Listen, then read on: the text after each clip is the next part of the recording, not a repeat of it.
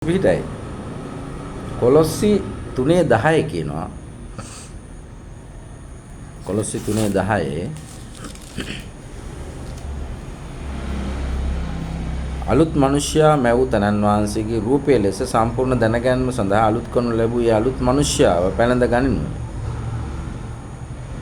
ඒ ග්‍රීකයෙක්වත් යුදෙව්වෙක්වත් චර්මචේද්‍ය අචර්මචේද්‍ය මිලච්චියෙක්වත් සිටනවා නොව ක්‍රිස්තුස් යේසුස් වහන්සේ සියල්ලව සියල්ලන් තුල සිටිනසේක. එබැවින් දෙවියන් වහන්සේගේ සුද්ධ වූ ප්‍රේමවන්ත වූ තෝරාගත් වුන් 12 වෙනි පදයේ තියෙන කොලොස්සි 3:12 ක්‍රිස්තුස් වහන්සේගේ තෝරාගත් වුන් කියන්නේ කවුද? ක්‍රිස්තුස් වහන්සේගේ සුද්ධ වූ ප්‍රේමවන්ත වූ තෝරාගත් වුන් මෙන් දයාබර සිතක් ගුණවන්තකමද යටත්කමද මෘදුකම ඇතිවන දෙතුව උඹලා කවුද? ක්‍රිස්තු භක්තිකයෝ. ක්‍රිස්තුස් වහන්සේගේ තෝරාගත් වුන් the elect of Christ මතක තියාගන්න. elect කියලා හඳුන්වනවා ක්‍රිස්තු ශරීරයේ ඉන්න සභාවේ ඉන්න ක්‍රිස්තියානිකාරයෝ.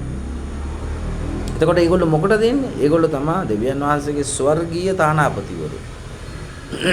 නිකන් ඉන්න නෙමෙයි කැඳවලා තියෙන්නේ. තානාපතිවරුන්ට රාජකාරියක් තියනවා කරන්නේ. මොකද්ද කාර්යය? දේව කාර්යය. දෙවියන් වහන්සේ උන්ට අනක් දීලා තියෙනවා නේද? මොකද්ද දීලා තියෙනා? තානාපතිවරුන්ට රැකියාව.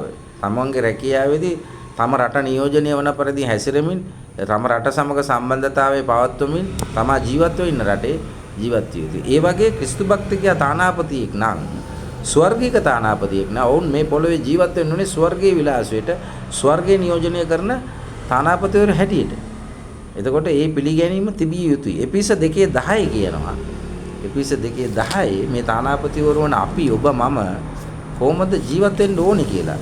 එපිස 2:10 කියනවා. මක්නසද අපි වනාහි යහපත් ක්‍රියා කරන පිණිස ක්‍රිස්තුස් යේසුස් වහන්සේ තුල මවනු ලැබ දෙවියන් වහන්සේගේ කර්මාන්තය සිටිමු. අපිව මවලා තියෙන්නේ ක්‍රිස්තුස් යේසුස් වහන්සේ තුල යහපත් ක්‍රියා කරන පිණිස.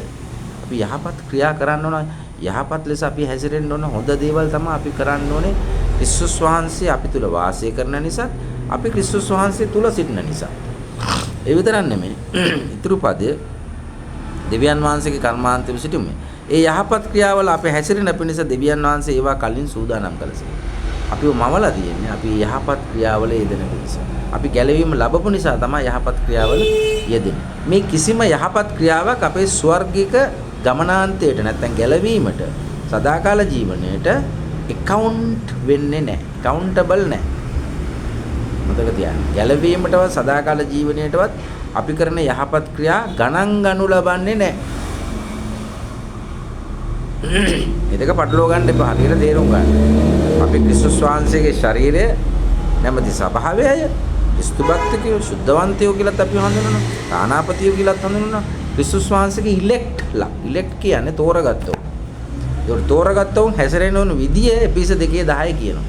යහපත් ක්‍රියා කරන පිණිස තමයි අපිව කැඳවලා තියෙන්නේ. ඒ නිසා අපි හැම ක්‍රිස්තු භක්තිකයෙක්ම යේසුස් වහන්සේව අදහනවා නම් ඔබගේ හැසිරීම කතාව ඔබගේ චර්යාව සම්පූර්ණයෙන්ම යහපත් ක්‍රියාවලට යෙදෙන විදියට තමයි අපි